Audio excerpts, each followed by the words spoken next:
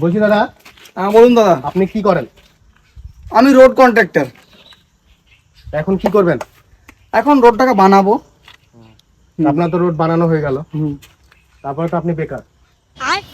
না না, বেকার কেন হব? আবার ভাঙবো। এবার ভাঙবেন কেন? এই জলের লাইনটা ভরতে হবে। জলের লাইন ভরা হয়ে গেল, হ্যাঁ, তারপরে কি করবেন? তারপর আবার কি করব? রোডটাকে আবার ঠিক করব। রোডটা ঠিক করলেন, রাস্তা ভালো করলেন, হুম, তারপরে আপনি কি করবেন? তারপর আবার ভাঙবো। রোড ভাঙলেন, কিসের জন্য ভাঙবেন? এখন ইন্টারনেট কেবিল তো আরো ভরতে হবে। बात तो सही है।